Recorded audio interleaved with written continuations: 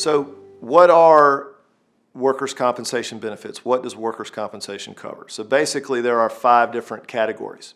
The first is temporary total disability. That is 2/3 of your gross average weekly wage calculated over the last year of your employment, or less if you work less. Sometimes there are other calculations, but in general 2/3 of your gross weekly wage is paid on a weekly basis. That is tax-free, so it's going to be 2/3 of the gross pay, but it's going to be somewhat less than your net paycheck had been, but not dramatically so. The second thing that can, under certain circumstances, be paid is what's called temporary partial disability, or it can become permanent partial wage loss. That is 2/3 of the difference between your pre-injury gross pay, average weekly wage, and your current earnings, if the reason that you're in that lower paying job has something to do with your work-related injury, some sort of limitation due to that injury. And so if you were making, for example, $900 a week before, and your total disability comp check was $600 a week, then you find a job because of work restrictions from your work-related injury paying $600 a week, then you would get the $600 paycheck, of course, less taxes, and then 2/3 of the difference between your old wage and your current wage. And so 2/3 of $300 in my easy-to-do math example is $200 a week from workers' comp. That's for up to 500 weeks. The third kind of benefit is what's called permanent partial disability. That's the formula that people often hear about, with a percentage body part rating times a number of weeks of benefits. Each body part has a number of weeks assigned to it under the statute, and then there's a rating, and then those two are multiplied. So for example, if you've got a back injury, 100% of the back is 300 weeks. If you have a 10% impairment to that back per the doctor and they pay that benefit, it's 10% times 300, or 30 weeks times your comp rate, which is the 2/3 of the gross average weekly wage that we talked about a minute ago. So that's the third kind of benefit. The fourth kind of benefit is permanent and total disability. If your injury was before June of 2011, you're going to be under the old act, which means it's for life.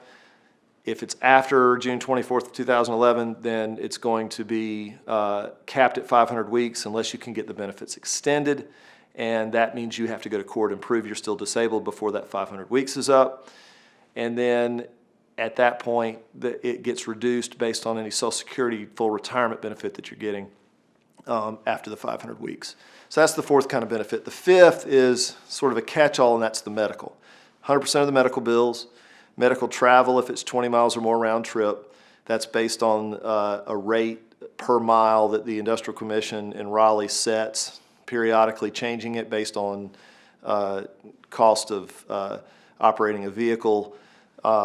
Then there is reimbursement for prescriptions, again 100%, no copays or deductibles in the workers' comp system.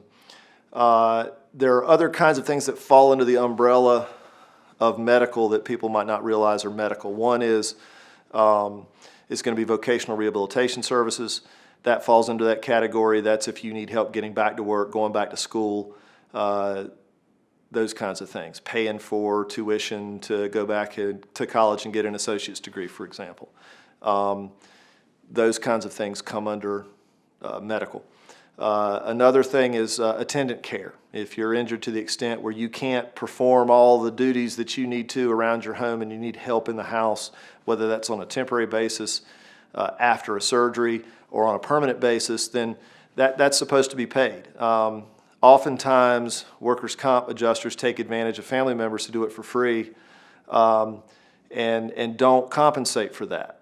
If it's a doctor's order that X number of hours a day of attendant care need to be provided to someone, and that person that ends up doing it is a spouse or a family member or a friend, then they're owed compensation based on the going rate for that kind of care. Over and over and over, that does not happen because the person, again, that is being taken advantage of by an adjuster who just assumes family's going to take care of it, and they're never compensated for it when they should be. So those are the types of benefits that are covered. Notice I did not mention pain and suffering. That's not covered in workers' comp. That's what we call a general damage that's covered in a negligence kind of claim, but not in workers' comp. And punitive damages are not covered. So those are two that are not in the Workers' Comp Act. Those other five are generally what can apply to your case. If you have any questions about your case, if you feel like you may need help with your workers' comp claim, give us a call at Dodge Jones. I'm happy to sit down and talk with you and let you know what I can do to help.